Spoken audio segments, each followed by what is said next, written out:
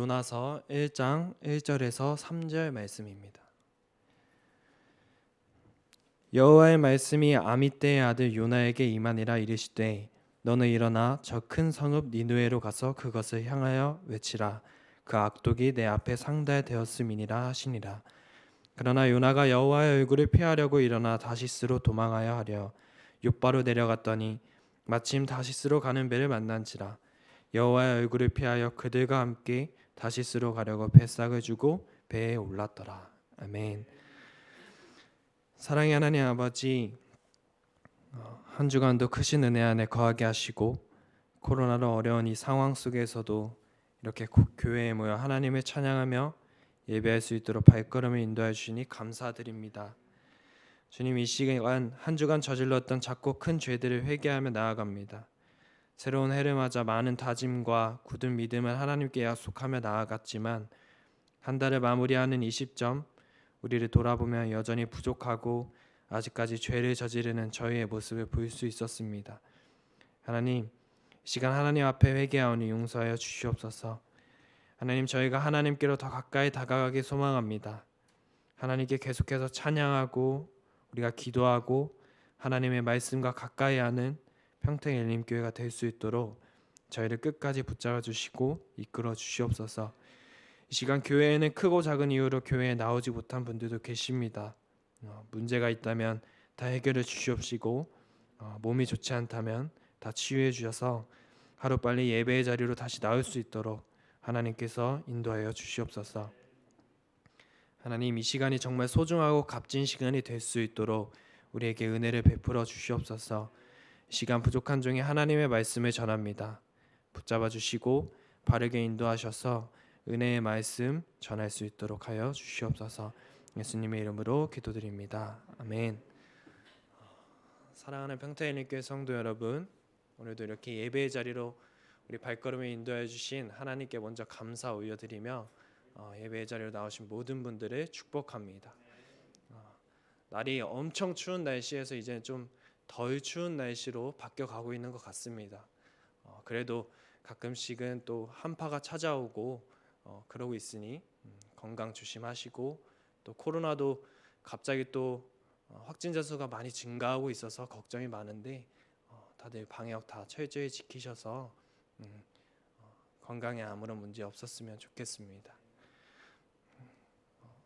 설날을 우리가 또 맞이하고 있는데 결국엔 재작년 그리고 작년과 같이 또 모임을 또 자제해야 하고 우리가 잘 알고 있던 흔히 알고 있던 대명절의 모습은 또 갖지 못할 것 같습니다.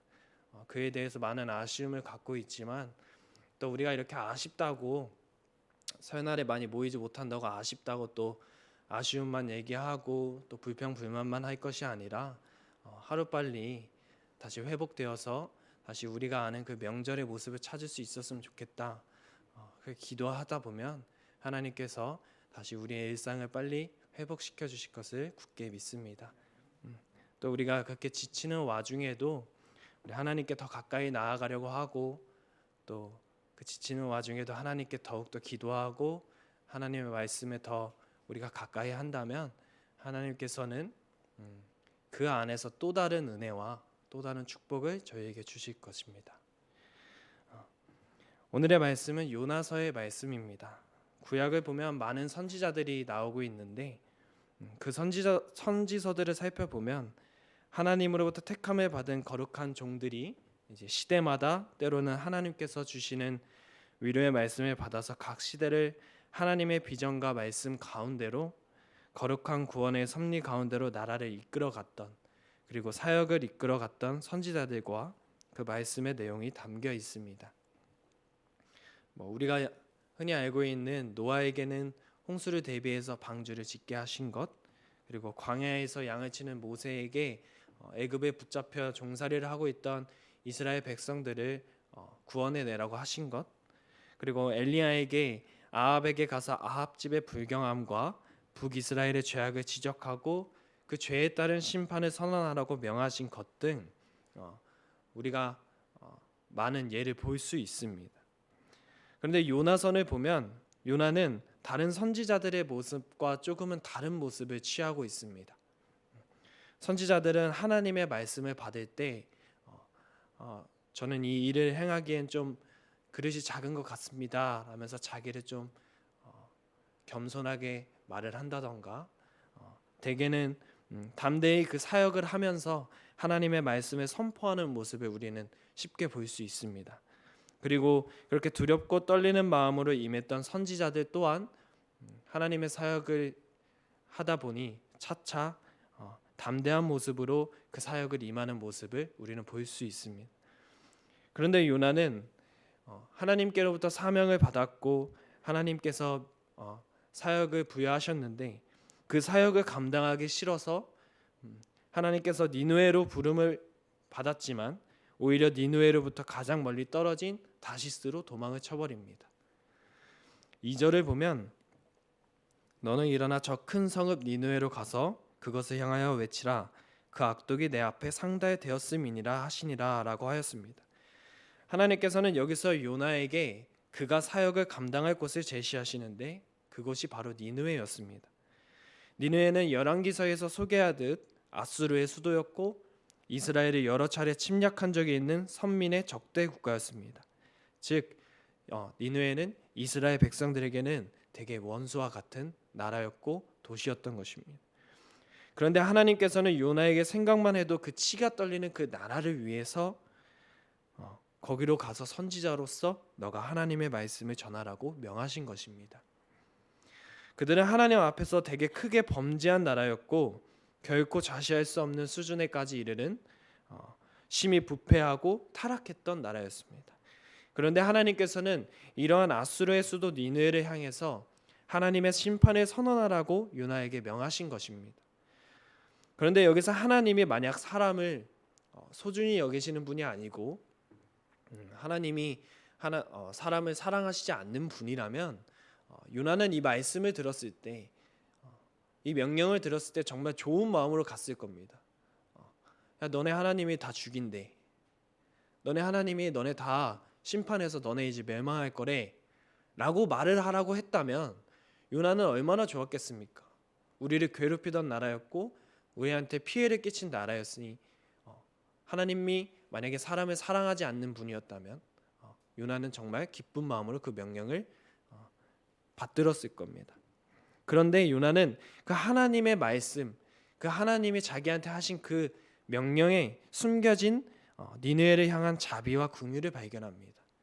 바로 그들로 하여금 하나님이 회개의 기회를 주시려는 그 마음을 알아버린 것입니다. 만약에 여러분의 가족이나 여러분의 친한 친구 혹은 지키고 싶은 사람이 있다면, 근데 그런 사람한테 피해를 엄청나게 입히고 사기를 치고 괴롭히는 사람한테 가서 야 너네 이렇게 해 빨리, 너네 이렇게 하면 다 봐준대 라고 말하는 것이 쉽겠습니까? 나한테 엄청난 피해를 입히고 나한테 사기를 치고 나를 괴롭혔던 사람인데 가서 야 너네 이제 큰일 났대 이렇게 말하는 게 아니라 너네 이렇게 해, 이 방법으로 반성하면 다 용서해 준대 라고 말하는 건 정말 어려운 일입니다. 요나도 아마 똑같은 마음이었을 것입니다. 그도 하나님이 명하신 그 말씀을 듣고 절대 용납할 수 없는 일이라고 생각했을 것이고 아마 속으로는 하나님을 엄청 욕했을 것입니다. 그리고 그는 결국에 그 마음대로 자기 생각대로 니느웨로 가지 않고 오히려 다시스라는 니느웨와는 정반대 방향을 향해 가게 된 것입니다. 이에서 볼 수 있는 요나의 문제점이 무엇입니까? 자기가 원치 않는 것, 자기가 바라지 않는 것, 자기 생각과 뜻에 거슬리는 것이라면 하나님의 뜻이라도 물리치고자 했던 바로 그것이 그가 가진 가장 큰 문제였습니다. 그러나 여러분, 진정 하나님을 경외하고 하나님의 선하심, 하나님의 진실하심, 하나님의 의로우심을 믿는 자, 그리고 하나님의 창조주 되심과 자신의 피조물됨을 인정하는 자, 비록 하나님의 지혜로우심과 자신의 한계를 절감하는 자는 비록 자신의 생각, 자신의 판단, 자신의 뜻과 어긋나는 것처럼 보인다 해도 하나님의 말씀에 먼저 순종하는 자입니다.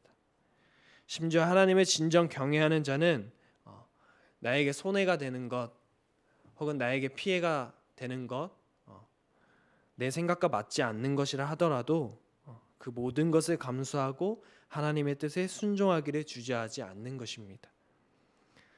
물론 이런 경우도 있습니다.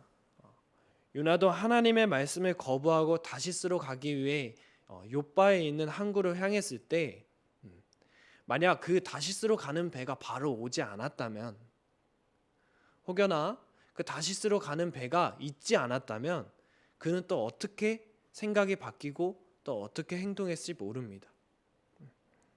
그런데 마침 또 그런 요나가 욥바로 갔을 때 다시스로 가는 배가 있었습니다. 이런 상황처럼 하나님의 뜻을 저버리고 갔는데 일이 잘 풀릴 때가 많습니다. 요나처럼 하나님의 뜻과 정반대의 길을 갔는데 일이 잘 풀릴 때를 우리는 겪고 있습니다. 그럴 때 우리는 조심해야 합니다. 만약 도박장에서 돈을 따는 것이 우리가 축복이라고 할 수 있겠습니까? 아니면 우리가 정말 열심히 하지 않았는데 높은 자리에까지 오른 게 과연 우리가 축복이라고 할 수 있겠습니까?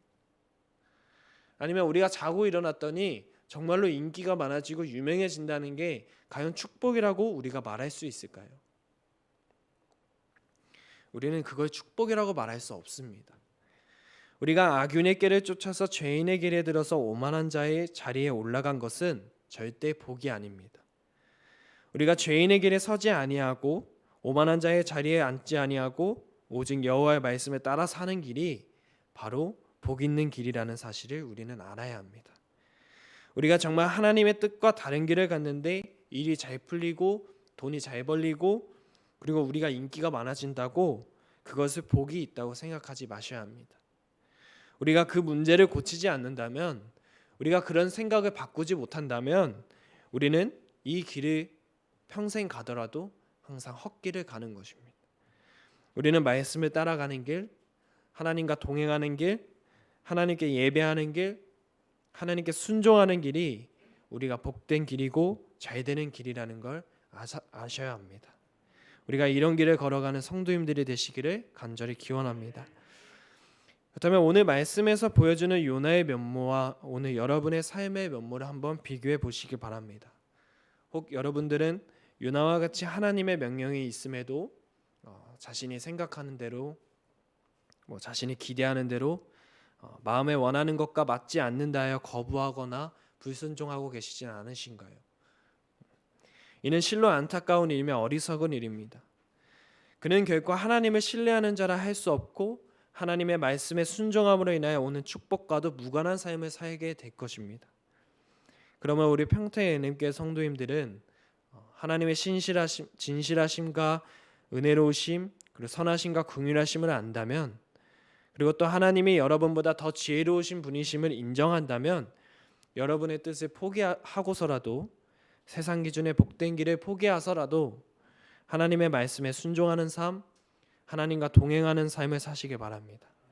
하나님은 그처럼 행하는 여러분들의 선택이 얼마나 복된 것이며 얼마나 유익한 것인지를 확실히 깨닫게 해주실 것입니다. 그리고 그러한 삶을 사는 자야 진정 하나님을 경외하는 자고 성도라 일컬음을 받을 수 있을 것입니다. 다시 2절 말씀을 보면 본절 하반절에는 이제 하나님께서 니느웨의 악독이 당신 앞에 상달되었음을 지적하시는 내용이 나옵니다. 앞에서도 다루었듯이 이 니느웨는 고대 아수르 제국의 수도였습니다. 아수르는 이스라엘 적대 국가일 뿐만이 아니라 그 시대 초강대국으로서 주변 모든 나라들한테 다 악행을 저질렀던 나라였습니다. 실제로 아수르 왕들은 그들이 정복한 백성들에게 극악한 일을 저지르는 것으로 되게 유명했다고 하는데, 그들은 정복민들에게 못이 박힌 기둥에 매달고 그 희생자들의 산채로 말뚝을 박고 그 시체로 피라미드를 쌓기까지 하였다고 합니다. 그리고 당시 아수르 왕들은 도시들을 불태우고 전리품들을 약탈하고 그 포로민들을 강제 이주시키는 정책 등으로 이제 정복민들을 뿔뿔이 흩어지게 하여 아예 말살하고자 했던 정책을 펼쳤다고 합니다. 이를 하나님은 분명히 알고 계셨고 그들에게 심판의 메시지를 선포하기 위해 그의 선지자 요나를 사용하신 것이었습니다. 이처럼 극악한 일을 저지른 아수르 그리고 그 수도인 니느웨에 대해 하나님은 그들의 악행이 당신 앞에까지 상달하였다고 말씀하십니다. 이는 아수르의 건세 아래 압제를 당하는 자들 그리고 짓밟힘을 당하는 자들이 그 억울한 부르짖음이 하늘에 하나님께 상달했음에 나타낸 것이라 할 수 있습니다. 이러한 아수르의 악행을 보신 하나님 그리고 그들의 불의함과 잔인함을 남김없이 보시는 의로우신 우리 재판장이신 하나님께서 이를 그냥 간과하시고 이를 그냥 보고 넘기시겠습니까? 하나님은 절대 그렇지 않습니다. 이와 관련해 성경은 하나님께서는 사람들이 저지른 악독한 일들에 대해 하나님께서 다 보고 듣고 계시고 이에 대해 악을 저지른 자들을 추궁하시고 또 심판하시는 분임을 말씀하고 있습니다. 우리가 흔히 아는 예로 가인이 동생 아벨을 시기해서 쳐서 죽였을 때 가인은 누구도 자기의 이런 살인 그리고 이 불의한 짓을 보지 못했다고 생각했습니다. 그러나 하나님은 그 자리를 목격했고 그가 죽인 동생의 핏소리가 땅에서부터 당신께 호소한다고 지적하시며 그가 저지른 죄를 명명백백하게 밝히시고 정죄하셨습니다. 아울러 하나님께서는 소돔과 고모라에서 저지르는 불의한 일, 패역한 일, 탐욕스러운 일로 인해 비롯된 크나큰 부르짖음을 들으셨고 그로 말미암아 그 성의 멸망을 선포하셨고 실제 그 땅에 비처럼 유황불을 쏟아부어 멸절시키셨습니다. 실로 하나님은 세상에서 사람들이 저지르는 모든 그 불의와 악에 대해 결코 방관하며 지켜보고만 계시진 않습니다. 그리고 악인들이 저지르는 모든 불의한 일로 인하여 신음하며 탄식하고 부르짖는 이들의 소리를 결코 외면하지 않으시는 분이십니다. 우리는 이 사실을 확실히 인식하고 또 어떤 경우에도 잊지 말아야 합니다. 우리가 이처럼 의로우신 하나님께서 악을 결코 방관하지 않는다는 사실을 아는 것은 우리가 무고하게 고난을 당할 때에도 능히 이길 수 있는 힘을 주고 우리로 바른 삶, 우리로 축복된 삶을 살도록 이끌어 줄 것입니다. 또한 이는 우리로 삶의 어떤 영역에서도 불의를 행하지 않기 위해 노력하게 만들 것이고 자신으로 인해 부당한 피해를 당하는 사람이 생기지 않도록 최선을 다할 것이고 계속해서 우리의 인생을 돌아보게 만들 것입니다. 그렇게 오히려 하나님이 기뻐하시는 의로운 삶을 추구하며 고통과 신음 그리고 부르짖음으로 고통스러워하는 자들을 돌아보며 그들을 긍휼히 여기고 그들로 하여금 자유와 해방을 누리도록 도움의 손길을 베풀 것입니다. 그리하여 그의 수고로 이 땅에 부르짖음이 아니요 감사와 찬송의 소리가 울려 퍼지게 할 것입니다. 우리가 이러한 사실을 짚고 넘어가야 하는 이유는 하나님은 그들을 방관하지 않으신다는 그 뜻이 그들을 심판만 한다는 뜻으로 적용되는 것이 아니라 그들도 사랑하신다는 점도 우리가 알 수 있습니다. 하나님의 음성과 우리가 반대로 갈 때에 우리는 폭풍과 고난을 만나게 될 것이고 결국엔 그 고난을 못 이겨 죽을 것 같은 상황에서 우리는 기도가 터져 나올 것입니다. 그리고 구원이 하나님께 있으면 우리는 고백하게 될 것이고 그렇게 하나님께서 우리를 다시 살려주시고 다시 음성을 들려주시고 하나님의 목적지로 우리를 다시 이끄십니다. 결국 우리는 하나님이 이끄시는 길로 가야 하는 것이고 하나님은 계속해서 그 길로 갈 수 있도록 우리를 인도하시고 기회를 주시는 것입니다. 그것이 바로 하나님께서 우리에게 주시는 사랑입니다. 본절 말씀에는 그런 사랑을 베푸시기 위해 그런 죄를 지은 니느웨를 향해서 요나라는 선지자를 보내신 것입니다. 그러나 말씀에서 알듯이 요나는 그 말씀을 따르지 않고 있음을 우리는 알 수 있습니다. 그렇다면 하나님의 말씀을 거부하고 하나님을 떠나는 사람들은 어떤 삶을 살게 될까요? 본절 3절 말씀에 보면 그러나 요나가 여호와의 얼굴을 피하려고 일어나 다시스로 도망가려 하여 욥바로 내려갔더니 마침 다시스로 가는 배를 만난지라 여호와의 얼굴을 피하여 그들과 함께 다시스로 가려고 배삭을 주고 배에 올랐더라. 이 말씀을 보면 그러나로 시작을 합니다. 그러나라는 말은 우리가 앞의 말과 뒤의 말이 다를 때 사용하는 말입니다. 이로써 알 수 있듯이 요나는 하나님이 명령한 것을 따르지 않고 결국은 자기 생각대로 행동을 했다는 것을 알 수 있습니다. 우리는 요나처럼 그러나의 삶을 살면 안 됩니다. 우리가 잘 아는 말씀인 창세기 2장 16절에서 17절 말씀에서는 여호와 하나님이 그 사람에게 명하여 이르시되 동산 각종 나무의 열매는 네가 의미로 먹되 선악을 알게 하는 나무의 열매는 먹지 말라. 네가 먹는 날에는 반드시 죽으리라 하시니라 라고 말씀하시고 계십니다. 그러나 아담과 하와는 하나님의 명령을 거역하고 그 선악과를 먹고야 맙니다. 우리가 하나님 앞에서 살아갈 때에 그러나의 삶은 불신앙의 삶 그리고 불순종의 삶을 말합니다. 또한 그러나의 삶은 하나님의 마음을 아프게 하는 삶이고 그 삶이 좋지 않은 방향으로 마무리를 짓게 된다는 것을 성경에서는 말하고 있습니다. 아담과 하와뿐만이 아니라 다윗 왕을 볼 때에도 그는 하나님의 마음에 합한 왕이었고 하나님의 명령을 잘 순종하는 왕이었습니다. 그러나 그는 우리아라는 이스라엘 장군의 부인 밧세바를 흠모하여 결국 그 우리아를 죽이게 하고 자기가 밧세바를 차지하는 그런 죄를 저지릅니다. 즉 다윗도 결국은 그러나의 삶을 살게 된 것입니다. 우리가 하나님을 떠난 삶을 살게 된다면 우리는 하나님의 말씀 앞에서 그러나의 삶을 살게 될 것입니다. 여러분, 만약 우리가 지금 하나님이 원하지 않으시는 혹은 하나님의 말씀에 어긋난 그러나의 삶을 살고 계시다면 지금 즉시 회개하시고 다시금 하나님께로 다시 돌아와 나아가는 하나님과 동행하는 하나님의 말씀에 순종하는 삶으로 회복하게 기원합니다. 3절에서 요나는 하나님을 피해 숨으려고 최대한 목적지와 먼 다시스로 가고자 배에 탔습니다. 물론 하나님을 피할 수는 없었지만 그는 그렇게 하나님과 영적인 사이가 멀어질 수밖에 없었습니다. 여기서 이처럼 요나가 하나님과 거리를 두고 하나님의 뜻과 상반된 방향으로 간 결과가 무엇입니까? 요나 자신이 품었던 뜻을 그는 이룰 수 있었을까요? 그렇지 않습니다. 그는 우리가 알듯 이 일로 하나님의 심판의 풍랑을 맞아야 했고 그로 인해 하나님을 알지도 못하는 선원들에게 지탄을 받아야 했고 그로 인해 결국에는 풍랑이 있는 바다에 던져져야만 했습니다.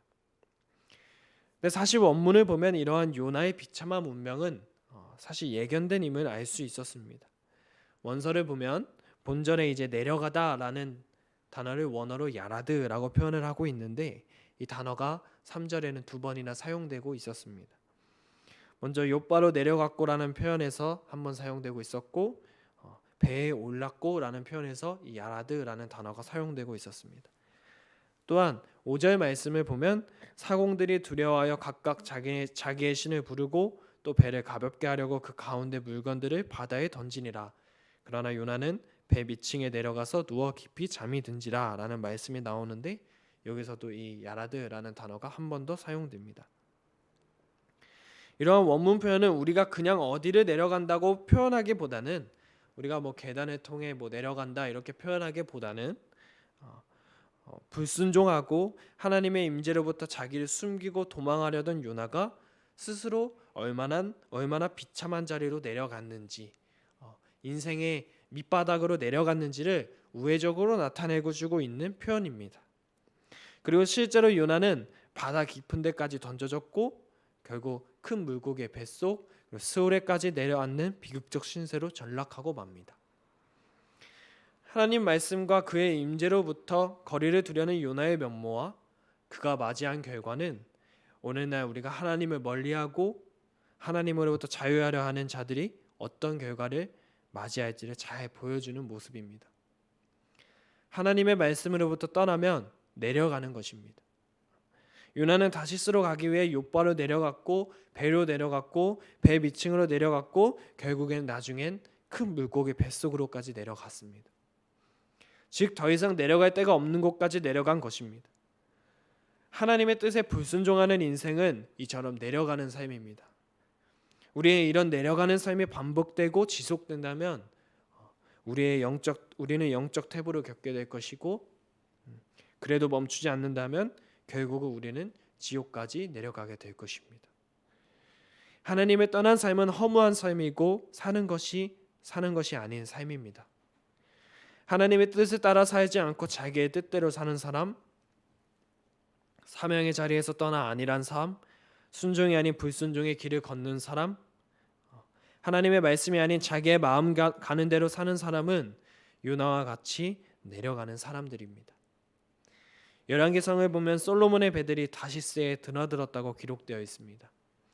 열왕기상 10장 22절을 보면 왕이 바다에 다시스 배들을 두어 히람의 배와 함께 있게 하고 그 다시스 배로 3년에 한 번씩 금과 은과 상아와 원숭이와 공작을 실어 왔음이더라. 이 말씀을 알 수 있는 다시스라는 도시는 행복, 성공, 풍요, 향락, 명예, 권력과 같은 단어들이 생각나게 하고 그 단어들이 어울리는 도시였습니다. 이러한 모습을 오늘날 우리에게 적용해서 생각해 본다면 개인의 발전을 위한 기회, 성공을 위한 세상과의 타협, 자본주의 세상에 따르는 선택과 집중, 혹은 편리함과 물질 만능주의 같은 것들이라고 우리는 볼 수 있습니다. 사실 이것들을 생각했을 때 되게 매력적이고 환상적입니다. 이러한 세상에 적응해서 내가 저것들을 누릴 수 있다고 생각한다면 얼마나 편하게 살 수 있고 남들에게 꿀리지 않을 수 있고 남들에게 부러움을 살 수 있는 삶을 살 수 있겠습니까? 엄청 매력적이고 환상적인 삶을 살 수 있을 것입니다. 하지만 우리는 하나님이 주신 귀한 사명을 떠나 세상의 기준을 따라 살아서는 안 됩니다. 우리는 세상의 기준을 따라 살고 세상에 맞춰서 살아가는 것이 아니라 하나님의 말씀에 따르고 순종하는 자세로 나아가야 합니다. 그렇게 우리를 통하여 하나님이 나타나셔야 합니다. 우리는 세상의 소금이자 세상의 빛이 되어야 합니다. 평택 엘림교회는 환상의 도시인 다시스로 내려가는 삶을 사는 혹은 불순종의 삶을 사는 교회가 아니라 하나님이 주신 귀한 사명을 따라 사는 하나님의 말씀에 따르고 순종하는 교회가 되길 간절히 소망합니다. 말씀을 정리하면서 하나님의 명령에 불순종하여 도망간 사람이 요나뿐만이 아니라는 사실을 아셨으면 좋겠습니다. 요나만 도망간 것이 아니라 오늘날의 우리들도 하나님의 명령에 도망치고 있을 수 있다는 사실을 아셨으면 좋겠습니다. 나아가 나는 지금 하나님의 뜻을 잘 따라 살고 있는가, 아니면 내 생각대로 내 뜻대로 살고 있지는 않은가 다시금 되돌아보셨으면 좋겠습니다. 하나님께 나아가고 하나님의 말씀에 순종하며 살아가는 것이 어렵고 힘들고 주변에 핍박이 있을 수 있습니다. 그러나 그 고난을 이겨내고 끝까지 하나님만 붙잡고 순종하며 살아가는 우리를 보실 때에 하나님이 기뻐하시고 우리에게 축복을 내려주십니다. 하나님의 뜻과 상관없이 내 생각대로 내 편한 대로 살아가고 있는 성도님들이 계시다면 지금부터라도 하나님께로 돌아오시기 바랍니다. 회개하여 다시 하나님께로 돌아오셔서 언제 어디서나 우리가 어떤 상황을 겪고 있든지 오로지 하나님만을 가까이 하는 삶, 하나님의 뜻 안에 거하는 삶을 사시길 간절히 소망합니다. 기도하시겠습니다. 사랑의 하나님 아버지, 이 시간 하나님의 말씀에 따르지 않고 내 마음대로 살아왔던 저희의 모습을 회개합니다. 세상의 기준에 맞춰 사려고 노력하였고 세상 것에 취해서 하나님의 말씀과는 정반대의 삶을 살아왔습니다. 하나님, 이 시간 우리가 모든 것 다 회개하여 하나님께로 다시 돌아와 하나님께 순종하는 삶, 하나님과 가깝게 지내는 삶을 살겠다고 고백합니다. 하나님과 동행하며 걸어갈 때에 우리가 힘들지 않도록 지켜주시고 인도해 주시옵소서. 예수님의 이름으로 기도드립니다. 아멘.